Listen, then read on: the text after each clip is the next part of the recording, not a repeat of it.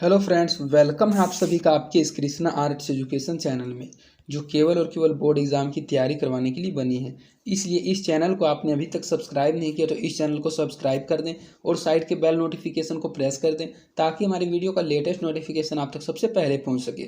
और अगर आप हमारे इस यूट्यूब चैनल पर नए हैं तो आप टेलीग्राम चैनल को भी ज्वाइन कर लें।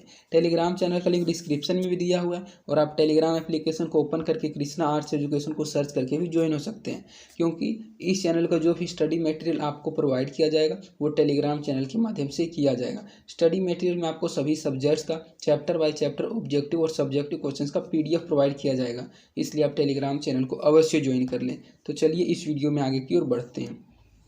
इसमें हम आपको कक्षा 10 का सामाजिक विज्ञान, जो कि सामाजिक विज्ञान का एक भाग है इतिहास हिस्ट्री, उसका 5वां पार्ट अर्थव्यवस्था और आजीविका का सब्जेक्टिव क्वेश्चंस करवाने वाले हैं। यह वीडियो इस चैप्टर का सेकंड पार्ट है। इसमें हम आपके साथ 19 से लेकर 36 तक के सब्जेक्टिव क्वेश्चंस को पढ़ाने वाले हैं और इनको पढ़ने के बाद आपका चैप्टर का हर एक टॉपिक कवर कर लिया जाएगा। और अगर आपने इसका फर्स्ट पार्ट वाला वीडियो नहीं देखा है तो आप डिस्क्रिप्शन में दिए गए लिंक हिस्ट्री सब्जेक्टिव क्वेश्चंस के प्लेलिस्ट में जाकर इसके अर्थव्यवस्था और आजीविका के फर्स्ट पार्ट वाले वीडियो को भी जरूर देख लें। तो चलिए इसमें आगे की ओर बढ़ते हैं। इसमें हमारा पहला क्वेश्चन है, अर्थात नंबरिंग के अनुसार 19वां क्वेश्चन है कि 1850 से 1914 तक के भारतीय उद्योगों की क्या विशेषता थी। अर्थात 1850 ईस्वी से 1914 तक के ईस्वी तक भारतीय उद्योगों की क्या विशेषता थी। तो इस अवधि में वैसे उद्योगों को बढ़ावा दिया गया जो निर्यात करने वाले सामानों को उत्पादन करते थे और जो राष्ट्र के लिए लाभदायक थे, जैसे पटसन और चाय। साथ ही वैसे माल का भी उत्पादन हुआ जिसमें विदेशी प्रतिस्पर्धा अधिक नहीं थी। यह जो अवधि था 1850 से 1914, इसमें सिर्फ वैसे ही उद्योग को बढ़ावा दिया गया था जो निर्यात करने वाले सामानों का उत्पादन करते थे, अर्थात बेचने का उत्पादन करते थे। राष्ट्र के लिए जो लाभदायक हुआ करते थे उन उत्पादन को बढ़ावा दिया गया था, जैसे कि पटसन और चाय। साथ ही वैसे माल का भी उत्पादन हुआ था जिसमें विदेशी प्रतिस्पर्धा अधिक नहीं थी। तो इस अवधि के दौरान भारतीय उद्योगों की क्या विशेषता थी। तो विशेषता आपको सिर्फ यही ध्यान रखना है कि उस अवधि के दौरान वैसे उद्योगों को ही बढ़ावा मिला था जो सबसे पहले बेचने के लिए बनी थी और वह राष्ट्र के लिए भी लाभदायक थी, जैसे कि उदाहरण में बताया गया है पटसन और चाय। वर्तमान समय में भारत में कितने स्टील प्लांट हैं। अर्थात जो हमारा वर्तमान समय है, इस वर्तमान समय में भारत में कुल कितने स्टील प्लांट हैं। तो वर्तमान समय में भारत में 7 स्टील प्लांट कार्यरत हैं, ये निम्नलिखित हैं। अर्थात भारत में भी वर्तमान में 7 स्टील प्लांट ऐसे हैं जो कि अभी कार्य कर रहे हैं और इनके नाम निम्नलिखित हैं। पहला Indian iron and steel company जो कि हीरापुर में है, Tata iron and steel company जो कि जमशेदपुर में है, Visvesvaraya iron and steel company जो कि भद्रावती अर्थात कर्नाटक में है, Rourkela steel company, Rourkela steel plant जो कि राउरकेला में ही है, भिलाई स्टील प्लांट जो कि भिलाई में ही है, दुर्गापुर स्टील प्लांट वह दुर्गापुर तथा बोकारो स्टील प्लांट तथा वह बोकारो में है। तो नाम से पता चलता है कि वह स्टील प्लांट कहाँ है। दुर्गापुर स्टील प्लांट दुर्गापुर में, बोकारो स्टील प्लांट बोकारो में, भिलाई स्टील प्लांट भिलाई में, राउरकेला स्टील प्लांट राउरकेला में। बस इनमें आपको ध्यान रखना है कि Tata iron steel company Jamshedpur में है, Visvesvaraya iron steel company Bhadravati तथा कर्नाटक में, Indian iron steel company Hirapur में है। तो ये 7 ऐसे स्टील प्लांट हैं जो कि भारत में भी कार्यरत हैं वर्तमान में। तो आपको सिर्फ इन 7 का नाम ही ध्यान में रखना है। इसके बाद आपका नेक्स्ट क्वेश्चन है कि जो सलम पद्धति थी उस सलम पद्धति की शुरुआत कैसे हुई थी। तो यह सलम पद्धति क्या थी, इस सलम पद्धति के बारे में आपको समझना होगा, अथवा सलम से आप क्या समझते हैं, इसकी शुरुआत क्यों हुई और कैसे हुई। तो इस क्वेश्चन को 2 तरीकों से पूछा जा सकता है। पहला कि सलम पद्धति की शुरुआत कैसे हुई थी, और दूसरा कि सलम से आप क्या समझते हैं अथवा इसकी शुरुआत क्यों और कैसे हुई थी। तो छोटे गंदे और अस्वास्थ्यकर स्थानों पर जहां फैक्ट्री मजदूर निवास करते थे वैसे आवासीय स्थलों को स्लम कहा जाता था।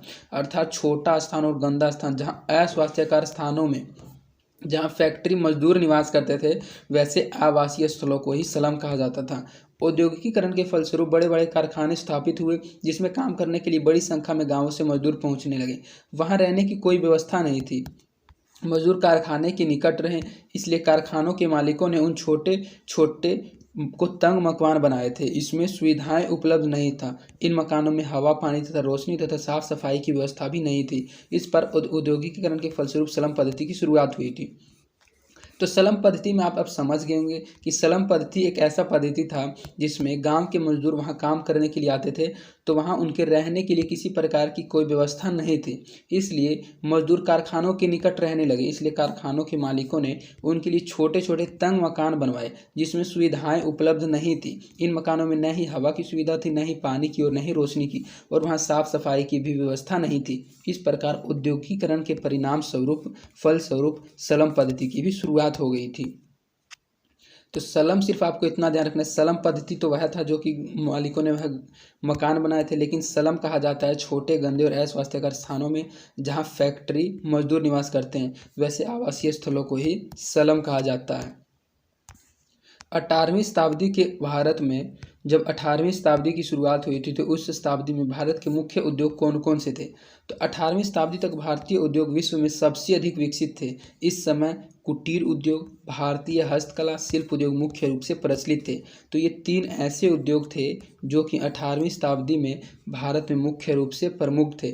पहला, 18वीं शताब्दी के भारतीय उद्योग में विश्व में सबसे अधिक विकसित थे कुटीर उद्योग, भारतीय हस्तकला तथा शिल्प उद्योग। ये 3 ऐसे उद्योग हैं जो कि उस समय पूरे विश्व में मुख्य रूप से प्रचलित थे।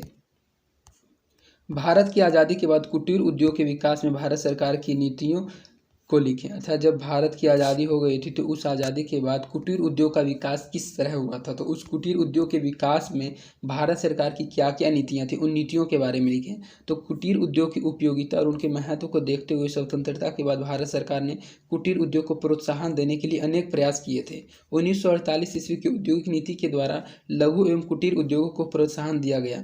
1952 से 1953 ईस्वी में लघु उद्योग को प्रोत्साहन देने के लिए हथकरघा, सिल्क, खादी, नारियल के रेशे एवं ग्रामीण उद्योग बोर्ड स्थापित किए गए थे। 1980 की औद्योगिक नीति घोषणा पत्र में कृषि आधारित उद्योगों को विकसित करने पर बल दिया गया था। अर्थात इससे पहले वाले अपने फर्स्ट पार्ट वाले वीडियो में पढ़ा था, पहले आदि औद्योगिकीकरण चलता था जिसमें कुटीर उद्योग की उपयोगिता थी, लेकिन जब औद्योगिकीकरण की शुरुआत अंग्रेजों ने शुरुआत की थी तो कुटीर उद्योग को समाप्त ही कर दिया था। लेकिन इसमें पूछा जा रहा है कि जब भारत की आज़ादी हो गई थी तो उस समय भारत के सरकार ने कुटीर उद्योग को किस प्रकार बढ़ावा दिया था। तो जो भारत की सरकार थे वो कुटीर उद्योग की उपयोगिता और उसके महत्व को देखते थे, समझते थे।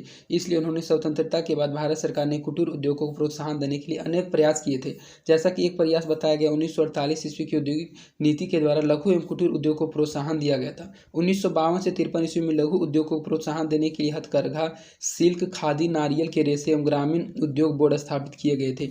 1980 की औद्योगिक नीति घोषणा पत्र में कृषि आधारित उद्योगों को भी विकसित करने के लिए बल दिया गया था। तो ये ऐसे नीतियां थी जिन्होंने कुटीर उद्योग को विकसित करने में बहुत ज़्यादा सहायता की थी। यातायात की सुविधा ने औद्योगिकीकरण की नीति को किस तरह तीव्र किया था? अर्थात जो यातायात की सुविधा इसने औद्योगिकीकरण को किस प्रकार तेज किया था, किस प्रकार तीव्र किया था? तो यातायात की सुविधा ने फैक्ट्री से उत्पादित वस्तुओं को एक जगह से दूसरे जगह पर ले जाने तथा कच्चा माल की फैक्ट्री तक लाने में सहायता की थी। अर्थात जो यातायात की सुविधा थी यह सबसे पहले तो फैक्ट्री से उत्पादित वस्तुओं को एक जगह से दूसरे जगह पर ले जाने का काम करती थी और कच्चा माल को फैक्ट्री तक लाने में सहायता करती थी। रेल मार्ग शुरू होने से पहले नदियों एवं समुद्रों के रास्ते व्यापार होता था। जब रेल मार्ग का शुरुआत नहीं हुआ था तो उसकी शुरुआत होने से पहले नदियों एवं समुद्रों के रास्ते व्यापार हुआ करता था।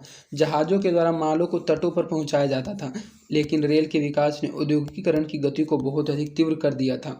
रेलों द्वारा कोयला, लोहा एवं अन्य औद्योगिक वस्तुओं को कम समय में और कम खर्च पर ले जाना संभव हो गया था। अतः यातायात की इन सुविधाओं ने औद्योगिकीकरण की गति को बहुत अधिक तीव्र किया था। तो यातायात का औद्योगिकीकरण को बढ़ाने में अर्थात उसकी बढ़ोतरी करने में, उसकी प्रगति करने में बहुत अधिक आवश्यकता की थी, बहुत अधिक सहायता की थी। भारत में सूती वस्त्र उद्योग का विकास लिखा था। भारत में सूती वस्त्र उद्योग का विकास कब हुआ था उसके बारे में, उसके विकास को लिखें। तो भारत में कुटीर उद्योग के पतन के बाद देशी एवं विदेशी पूंजी लगाकर वस्त्र उद्योग की कई फैक्ट्रियां खोली गई। जब भारत में कुटीर उद्योग समाप्त हो गया था तो उसके समाप्त होने के बाद देशी एवं विदेश के पूंजी को लगाकर वस्त्र उद्योग की नई फैक्ट्रियां खोली गई थी। 1851 ईस्वी में बम्बई में सर्वप्रथम सूती कपड़े मिल की स्थापना की गई थी, लेकिन 1854 ईस्वी में पहला वस्त्र उद्योग का कारखाना कावसजी नाना दाभार ने खोला था। तो यह ऑब्जेक्टिव क्वेश्चंस में पूछा जा सकता है कि 1854 ईस्वी में पहला वस्त्र उद्योग कारखाना किसने खोला था, तो वह कावसजी नानाजी दाभार ने खोला था। सन 1854 से 1880 ईस्वी तक 30 कारखानों का निर्माण हुआ था। 1880 से 1895 तक सूती कपड़ों की मिलों की संख्या 39 से भी अधिक हो चुकी थी। इस अवधि के दौरान अर्थात इस अवधि के अंतर्गत 30 कारखानों का निर्माण हुआ था, लेकिन सिर्फ और सिर्फ 1880 से 1895 ईस्वी तक सूती कपड़ों की मिलों की संख्या 39 से भी अधिक हो गई थी। इस समय सस्ते मशीनों को आयात करके भारत में सूती वस्त्र उद्योग को बहुत बढ़ाया गया था। 1895 से 1914 तक के बीच सूती मिलों की संख्या 144 तक पहुंच गई थी। 1880 से 1895 तक उसकी संख्या 39 से अधिक हो गई थी, लेकिन 1895 से 1914 ईस्वी तक 144 तक पहुंच गई थी और भारतीय सूती धागे का निर्यात चीन को होने लगा था। अर्थात जो भारत सूती धागे का बेचती थी, निर्यात करती थी, वह चीन को निर्यात करती थी, चीन को बेचती थी। तो भारत में सूती वस्त्र उद्योग का कैसे कैसे विकास हुआ आप समझ गए होंगे कि सबसे पहले तो भारत में 1851 ईस्वी में बम्बई में सर्वप्रथम सूती कपड़े मिल को खोला गया था और 1854 ईस्वी में पहला वस्त्र उद्योग की कारखाना की स्थापना कावसजी नाना दाभार ने खोला था। सबसे पहले 1854 से 1800 ईस्वी तक 30 कारखानों का निर्माण हुआ था, लेकिन यह 1880 से 1895 ईस्वी तक सूती कपड़ों की मिल की संख्या 39 से भी अधिक हो गई थी। इसके बाद 1895 से 1914 ईस्वी तक इसकी संख्या 144 तक पहुंच गई थी और भारतीय सूती धागे का निर्यात चीन को होने लगा था।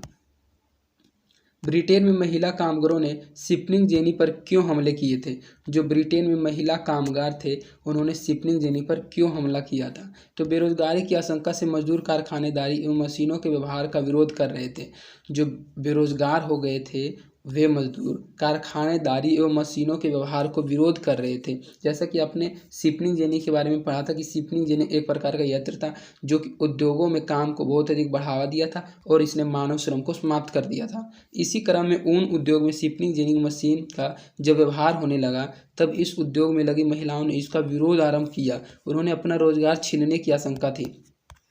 जो ब्रिटेन की महिलाएं थी उनको अपनी रोजगार छीनने की आशंका थी, अतः उन लोगों ने शिपनिंग जेनिंग मशीनों पर आक्रमण कर उन्हें तोड़ना आरंभ किया था। उस स्थिति का वर्णन एक मजिस्ट्रेट ने किया है जिसकी नियुक्ति मजदूरों के हमले से निर्माता की संपत्ति की सुरक्षा के लिए ही की गई थी। यह जो स्थिति है, इस स्थिति का वर्णन एक मजिस्ट्रेट ने किया है जिसकी नियुक्ति मजदूरों के हमलों के निर्माता की संपत्ति की सुरक्षा के लिए ही की गई थी। तो शिपनिंग जेनी में हम आपको बताएं तो शिपनिंग जेनी पर महिलाओं ने हमला क्यों किया था, तो आपको सिर्फ इतना इसमें ध्यान रखना है कि शिपनिंग जेनी एक प्रकार का यंत्र था जो कि ऊन उद्योग में शिपनिंग जेनी का व्यवहार होने लगा था, उसको काम में लाया गया। लेकिन जब महिलाओं को लगा कि इस मशीन से उनके रोजगार छीनने की आशंका थी, इसलिए उन लोगों ने शिपनिंग जेनी मशीनों पर आक्रमण कर उन्हें तोड़ना आरंभ कर दिया गया था। और इस स्थिति को बताया है एक मजिस्ट्रेट ने जिसकी नियुक्ति मजदूरों के हमलों से निर्माता की संपत्ति की सुरक्षा के लिए ही की गई थी। प्रथम विश्व युद्ध के पहले यूरोपीय व्यापारिक कंपनियां तथा बैंक के साथ किस प्रकार भारतीय उद्योग के विकास में सहायक थे? जब प्रथम विश्व युद्ध हुआ था तो उसके पहले यूरोपीय व्यापारिक कंपनियां तथा बैंक किस प्रकार भारतीय उद्योगों के विकास में सहायक थे? तो प्रथम विश्व युद्ध के पहले तक यूरोप की कंपनियां व्यापार में पूंजी लगाती थी। यह प्रबंधकीय एजेंसियों के द्वारा होता था जो उद्योगों पर नियंत्रण भी रखते थे। इनमें बर्ड हिगलर्स एंड कंपनी, एड्यूल और जार्डिन सिकंडर एंड कंपनी सबसे बड़ी कंपनियां थी। ये कंपनियां के नाम हैं Bird Heilgers and company, Andrew Yule and Jardine Skinner and company. ये कंपनियां सबसे उस समय की बड़ी कंपनियां थी। यद्यपि भारत में 1895 ईस्वी में पंजाब नेशनल बैंक, 1906 ईस्वी में बैंक ऑफ इंडिया, 1907 ईस्वी में इंडियन बैंक, 1911 ईस्वी में सेंट्रल बैंक, 1913 ईस्वी में द बैंक ऑफ मैसूर होना चाहिए था, द बैंक ऑफ मैसूर तथा ज्वाइंट स्टेट बैंकों की भी स्थापना हुई थी। ये भारतीय उद्योगों के विकास में सहायक थे। ये जो बैंक का निर्माण हुआ था और किस बैंक का निर्माण कब हुआ था, ये तारीख आपको याद रखना बहुत जरूरी है।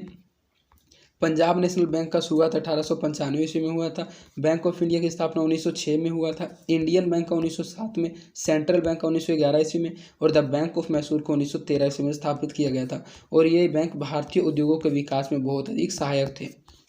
इन बैंकों के द्वारा ही बैंक किस प्रकार भारतीय उद्योगों के विकास में सहायक था, तो इसमें बता दिया गया कि बैंक को किस प्रकार उसमें सहायता दी गई थी प्रथम विश्व युद्ध के बाद यूरोपीय व्यापारिक कंपनियों को बढ़ावा देने में, तीव्र करने में, विकास करने में।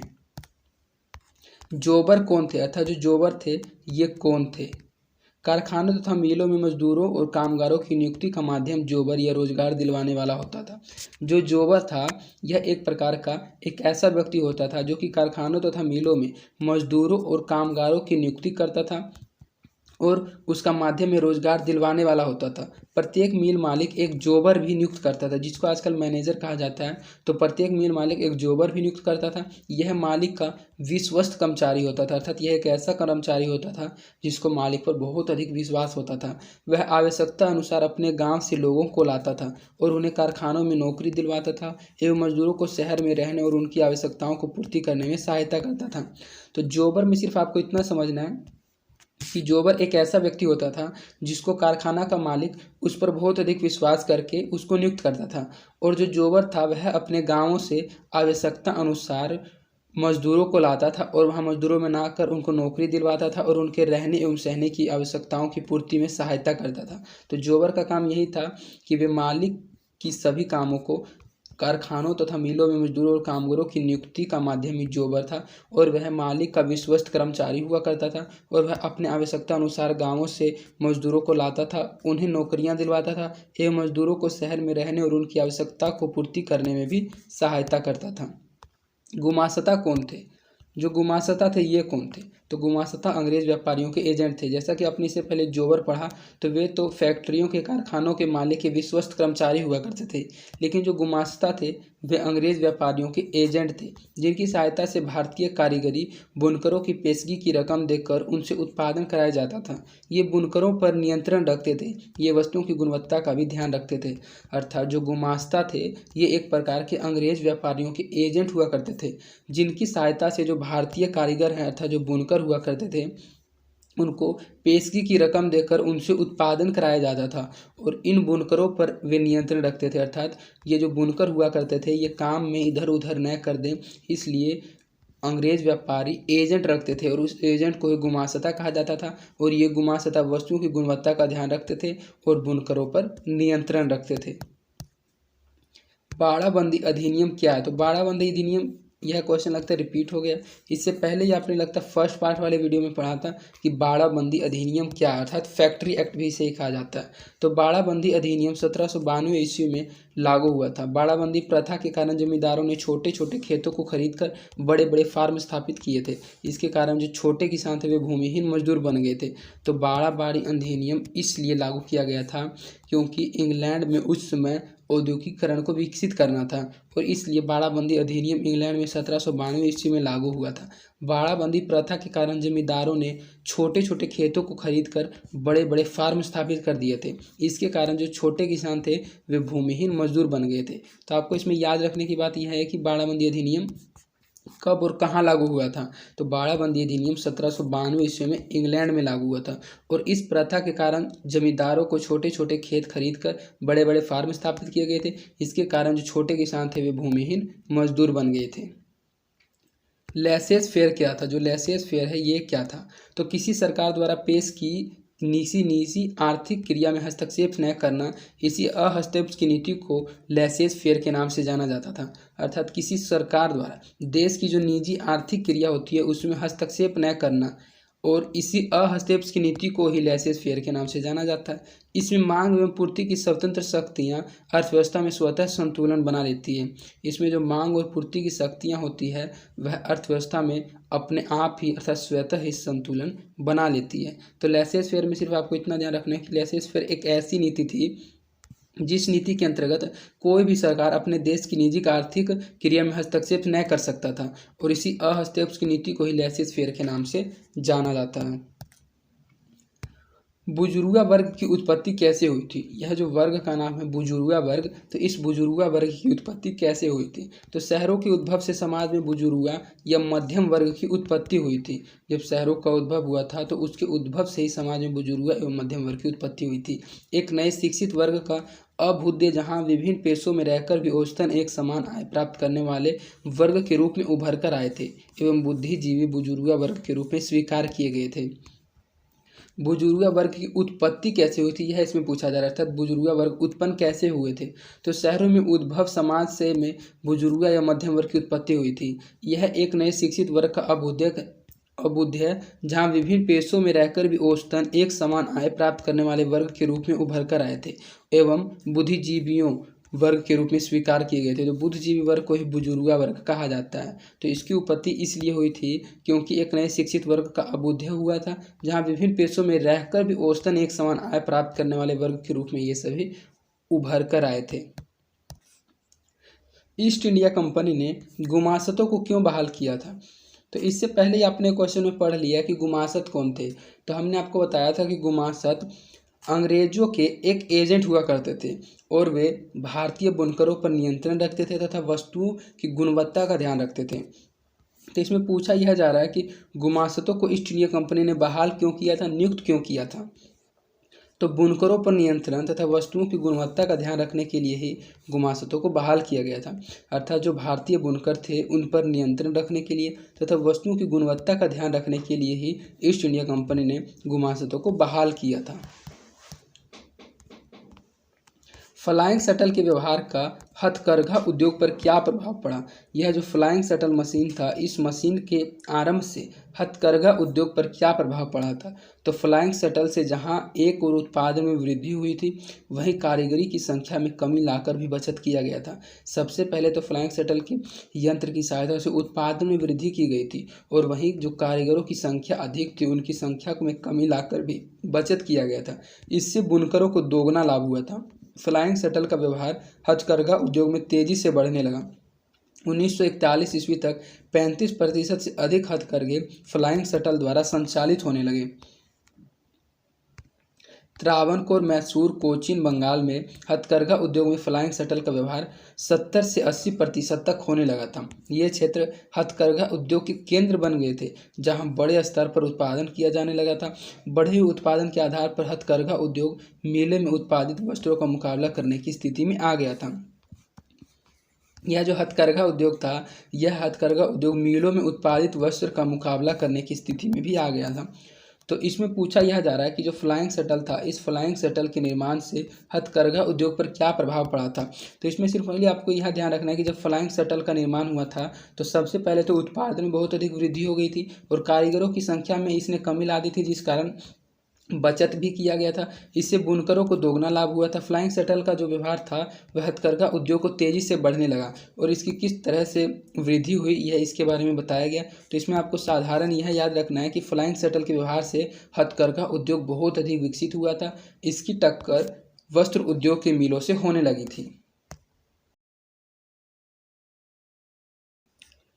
लंदन को फिनिशिंग सेंटर क्यों कहा जाता था? जो लंदन था, उसको फिनिशिंग सेंटर क्यों कहा जाता था? तो इंग्लैंड के कपड़ा व्यापारी वैसे लोगों, अर्थात इंग्लैंड के कपड़ा व्यापारी वैसे लोगों से जो रेशों के हिसाब से ऊन छाटते थे, स्टेपलर्स ऊन खरीदते थे। इस ऊन को वे सूत काटने वालों तक पहुंचाते थे। तैयार धागा वस्त्र बुनने वालों, चुन्नटों के सहारे कपड़े समेटने वालों, जिनको फ्लर्ज कहा जाता था, और कपड़ा रंगने वाले रंगसाजों के पास ले जाया जाता था। रंगा हुआ वस्त्र लंदन पहुंचता था, जहां इसकी फिनिशिंग होती थी, इसलिए लंदन को फिनिशिंग सेंटर कहा जाता था। तो जो इंग्लैंड का कपड़ा था, वह व्यापारी वैसे लोगों से जो रेशों के हिसाब से ऊन छांटते थे, ऊन खरीदते थे। सबसे पहले इंग्लैंड के कपड़ा व्यापारी ऊन को खरीदते थे और वे ऊन को सूत काटने वालों तक पहुंचाते थे। उसके बाद तैयार धागा वस्त्र बुनने वालों के पास पहुंचाते थे और चुनट्टों के सहारे कपड़ा समेटने वाले फ्लर्स के पास पहुंचाते थे और उसके बाद कपड़ा रंगने वाले रंगसाजों के पास ले जाया जाता था। लेकिन जो रंगा हुआ वस्त्र था, वह लंदन पहुंचता था, जहां इसकी फिनिशिंग होती थी, इसलिए लंदन को फिनिशिंग सेंटर भी कहा जाता था। तो लंदन को फिनिशिंग सेंटर इसलिए कहा जाता था क्योंकि वस्त्र का उत्पादन सभी जगह से घूम फिर कर लंदन ही आता था और लंदन में उसकी फिनिशिंग की जाती थी, इसीलिए लंदन को फिनिशिंग सेंटर कहा जाता था। इसके बाद आपका इस वीडियो का लास्ट क्वेश्चन है और इस चैप्टर का भी लास्ट क्वेश्चन है कि 1850 से 1860 ईस्वी के बाद भारत में बगीचा उद्योग के विकास विषय में लिखें। अर्थात 1850 से 1860 ईस्वी के बाद भारत में बगीचा उद्योग का विकास किस प्रकार हुआ, उसके विषय में लिखें। तो 1850 से 1860 ईस्वी के बाद भारत के बगीचा उद्योग में नील, चाय, रबड़, कॉफ़ी और पटसन मिलों की स्थापना हुई थी। जब बगीचा उद्योग का आरंभ हुआ था 1850 से 1860 ईस्वी के बाद, उस समय नील उत्पादन, चाय उत्पादन, रबड़ उत्पादन, कॉफ़ी उत्पादन और पटसन जैसे उत्पादन वाले मिलों की शुरुआत हो गई थी। इन उद्योगों पर अधिकतम विदेशी उद्योगपतियों का ही प्रभाव था। ये जो भिन्न भिन्न प्रकार के उद्योग बताए गए हैं, इन उद्योगों पर ज़्यादा से ज़्यादा अधिकतम विदेशी उद्योगपतियों का ही प्रभाव था तथा इन्हें सरकार द्वारा प्रोत्साहन दिया जाता था। जो विदेशी उद्योगपति थे उन्हें भी सरकार द्वारा प्रोत्साहन दिया जाता था। जैसा कि आपने नील की खेती के बारे में पहले पढ़ ही रखा है, चंपारण सत्याग्रह के बारे में एक पार्ट में। तो उसी से रिलेटेड ये क्वेश्चन है कि बगीचा उद्योग में नील, चाय, रबड़, कॉफ़ी और पटसन मिलों की शुरुआत हुई थी और इन उद्योगों पर अधिकतम विदेशी उद्योगपतियों का प्रभाव था तथा इन्हें सरकार द्वारा भी प्रोत्साहन दिया जाता था।